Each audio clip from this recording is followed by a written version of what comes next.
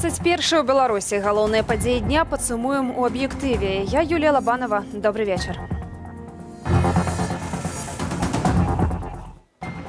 Заплати раз, заплати други.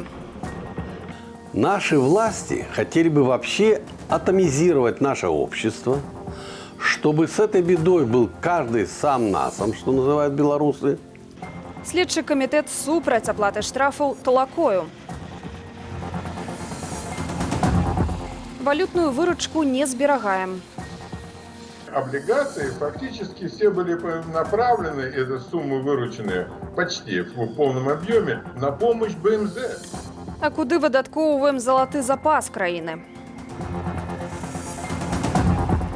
4,5 гады калоніі за крытыку на Ютьюбе. Пакаранне для блогера Паўла Спірана. Куча людзей, якія выехалі за межы Беларусі, будуць рабіць гэтыя ролікі і не будуць думаць пра нейкую самацэнзуру і будуць пляжыць і гэтую міліцыю, пракуратуру, калі ёсць за што.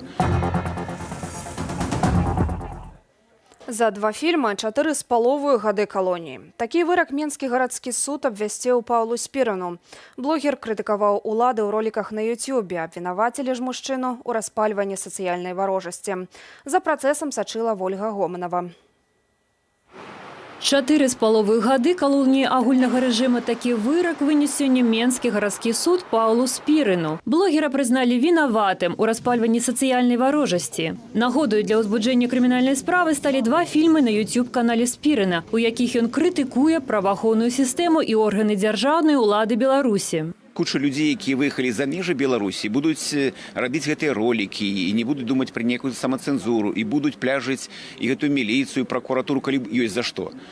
Нічога гэта не вырашае, але ім патрэбна ўсё роўна, каб гэты страх, каб яго рэпосцілі мы, так ці інакш, каб людзі вялі нейкую самацэнзуру, каб пратэст сышоў з вуліцы, хаця б у курылку. Яны ведаюць, што ён не сышоў нікуды. Фільм «Спірана. Грань» пра наркатрафік у Беларусі ўлічылі ў спіс экстрэмісцкіх матэрыялаў. Яму таксама выставілі абвінавачванне за ролік «Жудасная таямніца генпракурора Беларусі. Карт-бланш на садызм». Дзяржаўная сацыяльна-псіхалагічная экспертыза выявіла варожыя устаноўкі ў відэа. Суд жа заклікаў не звяртаць увагі на даследаванне незалежнага спецыяліста, які ніякай варожасці ў фільмах не ўбачыў. В материалах дела нету текстового содержания роликов.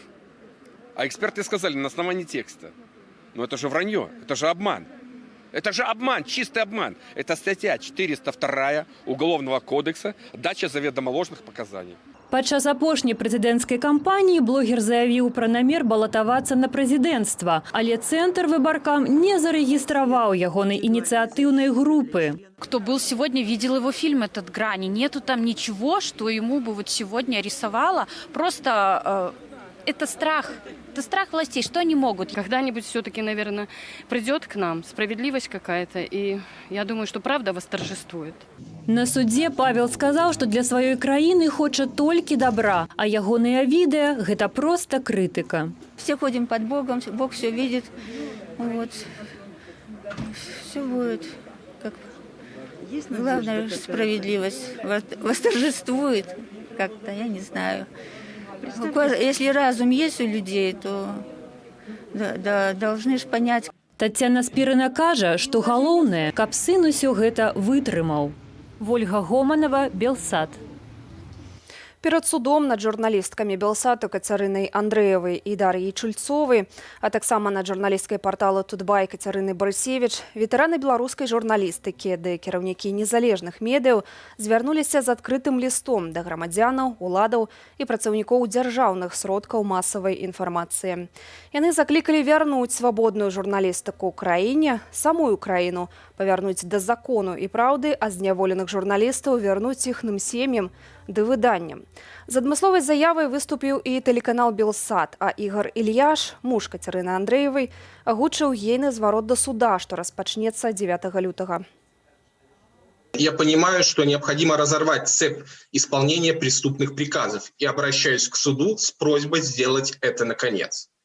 Выполнять преступный приказ значит участвовать в преступлении. Но за преступлением последует раскаяние, и именно оно станет наиболее страшным наказанием, потому что будет отравлять вам жизнь, не давая покоя до глубокой старости. Что касается меня, то я буду счастлива независимо от приговора, так как совесть моя чиста, а правду говорить легко и приятно. Журналісткі вялі рэпартаж пра тое, чаму жыхары Беларусі абураныя смерцю Романа Бондарэнкі. У гэтым заключаецца журналісцкая праца, і такія дзеянні не павінны карацца ні ў адной краіне свету. Таму мы патрабуем неадкладнага вызвалення журналістак Кацярыны Андрэевай і Дар'і Чульцовай і зняцця ілжывых абвінавачванняў. Баш выйшаў сваім зваротам да міжнароднай супольнасці з заклікам падтрымаць журналісту, заклікам утрымліваць гэту тэму, абмяркоўваць яе, звяртацца да ўласных урадаў, каб гэта не зайшло з павесткі, з парадку дня. Чарговы пераслед прадстаўнікі медыяў зазналі і сёння. Незалежных журналістаў з Магілёва Аліну Скрабунову і Александра Сідарэўскага затрымалі, калі яны прыйшлі працаваць у суд на паседжанне ў карупцыйнай справе. У пастарунку пратрымалі некалькі гадзінаў, склалі пратакол, забралі тэхніку ды адпусцілі. У доме Аліны Скрабуновай зладзілі ператрус. Падрабязней пра здарэнне Аліна павядзе сама. Сёння мы накіраваліся з аператарам Александром Сідарэўскім у суд на працу, але на выхадзе з дому нас затрымалі супрацоўнікі ленінскага РАУС. Яны, как заўсёды, не прадставіліся і не сказалі, што нас затрымліваюць. Але тым не менш, яны нас затрымалі. Павезлі ў ленінскі РАУС. Там мы прасидзелі 2 гадзіны проста без ніякіх дакументаў, без ніякіх тлумачэнняў. А далей мне паказалі санкцыю на агляд маёй машыны, у якой заставалася наша тэхніка, якая не даехала ў суд, і паказалі другую санкцыю на агляд памяшкання, у якім я пражываю. Дома мы прыйшлі з 2 панятымі і забралі, канфіскавалі ўсю тэхніку. Гэта 2 ноутбукі, 1 нетбук, 2 маіх тэлефона, 2 відэакамеры, 1 з машыны, 1 з дому, і 3 штатыва. А яшчэ 1 фотоапарат з аб'ектывам. Сістэмны блок, яшчэ быў сістэмны блок, выбачаеце, вельмі шмат забралі. Яшчэ 2 асобаў праваабарончая супольнасць Беларусі прызнала палітвязнямі. Гэта Сергей Драздоўскі і Олег Граблеўскі, адпаведна кіраўнік ды юрыст Офісу правоў людзей з інваліднасцю. Агульная ж колькасць асуджаных паводле палітычных матываў у нашай краіне цяпер 228 асобаў. Пры гэтым судовы канвеер выносіць вырак за выракам для актывістаў ды ўдзельнікаў мірных акцыяў пратэсту. Ірына Драфічук падрабязней. Чарговыя прысуды ў крымінальных справах. 4 гады зняволення ў калоніі ўзмоцненага рэжыму, як і патрабаваў пракурор, прызначыла суддзя Таццяна Шотик мастаку Александру Нурдзінаву. У судзе Ленінскага раёну сталіцы 29гадовага мужчыну пакаралі за ўдзел 9 і 10 жніўня ў паслявыбарчых пратэстах. Паводле абвінавачання Александр разам з іншымі блакаваў праезную частку, а таксама кідаў у амапаўцаў рэчамі ды кветкамі сарванымі з клумбаў. Віны сваёй мужчына не прызнаў, а ў судзе заявіў пра ціск з боку следства. Працягваюць судзіць і за актыўнасць у інтэрнэце. 1,5 года хатняй хіміі за абразу ў раённым чаце аднаго з кіраўнікоў губазіку атрымаў Мянчук Аляксей Мачалаў. А ў Гомлі 15гадовага падлетка на 2 гады накіравалі ў спецыяльную вучэбна-выхаваўчую установу закрытага тыпу за адміністраванне тэлеграм-каналу. МУЗ жа паведамляе пра ўсё новыя арышты. В отношении правонарушителя возбуждено уголовное дело по статье 369 Уголовного кодекса.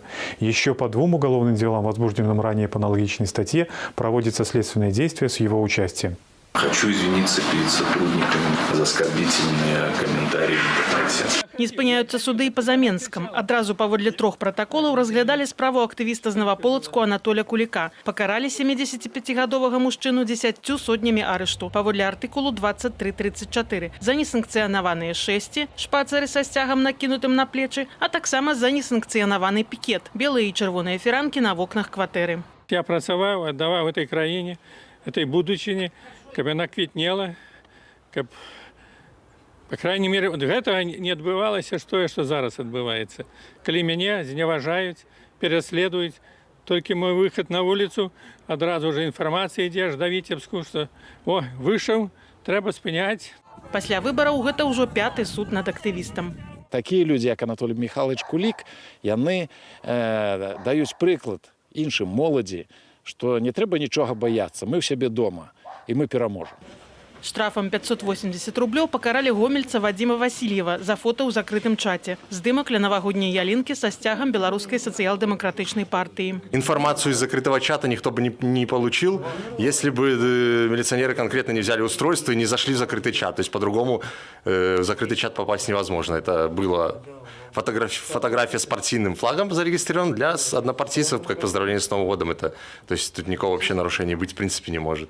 У суде Савецкага району Гомля Сергей Лагунович палічыў інакш, прызнаўшы Вадима Васильева вінаватым у пікетаванні. За гэты ж фотаздымак паплечніца з партыі пакаранага Алла Караленко ўжо адбывае 15 сотняў арышту, а Наталлю Юшкіну будуць судзіць на наступным тыдні. Праваабаронца Васіль Палякоў нагадвае, грамадзяне маюць права на мірныя сходы. І нават калі б гэта быў пікет, а не селфі, нават калі б гэта былі нейкія актыўнасці каля адміністрацыі Савецкага района ці гарвыканкама горада Гомеля, ўсё роўна людзей не павінны пераследаваць за тое, што яны выказваюць сваё меркаванне. Дзяржава мусіць не затрымліваць і караць за мірныя сходы, а ствараць умовы, каб людзі маглі зрэалізаваць сваё права, падкрэслівае праваабаронца. Ірына Дарафейчук, Белсат.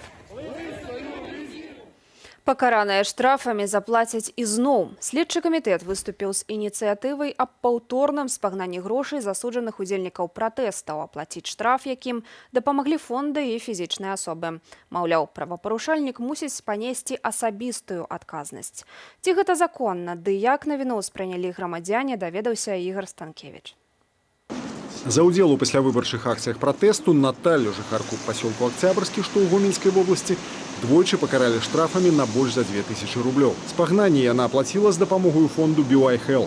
Дзяржава мусіць не толькі вярнуць гэтыя грошы, але і скампенсаваць маральную шкоду, упэўненая Наталля. Я считаю, что мне должна быть моральная компенсация за то, что меня вызывали в суды и на нервах мне играли. Між тым, следчы камітэт не хоча залічваць штрафаў, якія замест дэманстрантаў аплаціў нехта іншы. Пра гэта заявіў сёння начальнік управлення следчага камітэту па Менску Сергей Паско. Следства выявіла значную колькасць фактаў аплаты штрафаў іншымі арганізацыямі і фізічнымі асобамі завінаватых асобаў. На гэтыя сродкі следчым камітэтам санкцыі пракурора накладзены арышт. Перад зацікаўленымі ведомствамі ініцыявана правядзенне працэсуальных дзеянняў па спагнанні грашовых сродкаў непасрэдна з правапарушальнікаў. Дзяржава не хоча, каб беларусы дапамагалі адзін аднаму. Тое, што яна робіць, не па-чалавечы і незаконна, упэўнены праваабаронца Гары Паганяйла. Родственники помогают. Чужие люди помогают, в частности, например, соседи. Могут помочь как здесь, в Беларуси, так и за рубежа. Государство должно получить штраф от того или от тех, кто подвергнут штрафу, а не ставить палки в колеса. С правооборонцы згодная и большесть опытанных нами меньшуков. Но я тоже считаю, что это неправильно, потому что не у всех людей есть возможность оплачивать настолько большие штрафы, которые, в принципе, дали людям неоправданно совершенно. С одной стороны, это неправильно, но государство есть государство. Тут ничего не изменишь. Ну так в стране же денег нету, что вы хотите. Бюджет надо по сусекам скрепсти. А что касается действий Следственного комитета, мне кажется, за последние полгода правоохранительная система себя настолько дискредитировала, что любые их действия сейчас это как антирейтинг им. У лістападзе следчы камітэт ужо блакаваў на рахунках беларусаў грошы, атрыманыя з-за мяжы на аплату штрафаў. Аднак Нацбанк загадаў разблакаваць карткі. Ігор Станкевич, Белсат. Золатавалютныя рэзервы Беларусі працягваюць раставаць. Паводле Нацыянальнага банку толькі за апошні месяц залаты запас зменшыўся больш, чым на чвэрць мільярда долараў. Замежная валюта, у тым ліку ад продажу аблігацыяў, у бюджэт краіны паступала. У прычынах стратаў разбіраўся Алесь Баразенко. Мінус 265 мільёнаў долараў. Такое істотнае студзеньскае змяншэнне золатавалютных рэзерваў у Нацыянальным банку тлумачыць зніжэннем кошту манетарнага золата. Ды выплатаю дзяржаўных забавязанняў на суму 410 мільёнаў долараў. Эта цифра, она меркнет на фоне того, что в конце января Минфин он разместил облигации на сумму Минфина, на сумму где-то 600, по-моему, 29 миллионов. Но что интересно, что эти облигации фактически все были направлены, эти суммы вырученные, почти в полном объеме на помощь БМЗ. Агулам з пачатку 2020 году страта залатавалютных рэзерваў Беларусі ацэньваецца больш чым у 2,2 мільярды долараў, што больш за чвэрць ад агульнай сумы.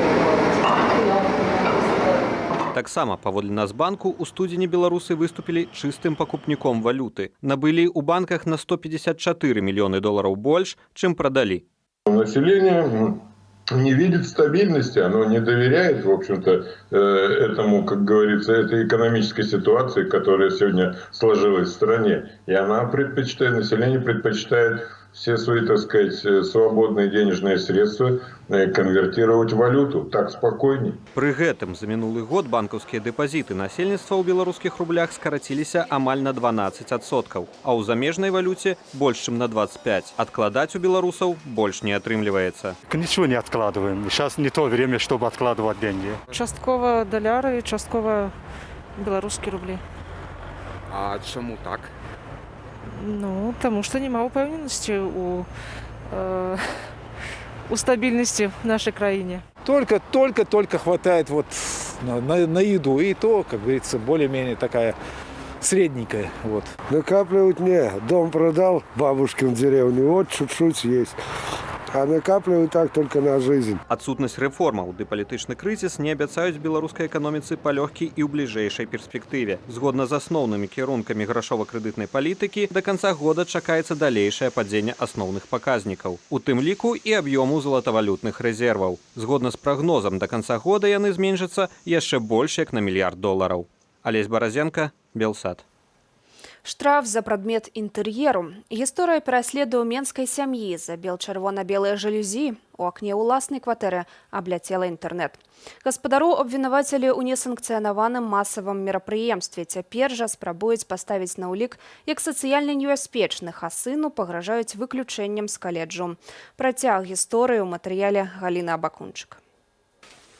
Они у нас продолжают висеть. Это наши жалюзи. Мы выбрали эти цвета прежде всего потому, что они для нас являются символами крови Иисуса Христа. Сергей Миляшкевич скончыў духоўную семінарыю і служыць у царкве. За колер хатніх жалюзі ён быў пакараны штрафам 870 рублёў, як за несанкцыянаванае вулічнае мерапрыемства. У дадатак шматдзетную сям'ю, дзе гадуюцца 7 непаўнагадовых дзяцей, пагражаюць паставіць на ўлік як сацыяльна небяспечных, а старэйшага сына выключыць з паліграфічнага каледжу. Але Миляшкевичы вырашылі не здавацца. Это символы, которые очень имеют особое значение для меня в моей жизни. Мы уже больше 20 лет находимся в церкви. Вот.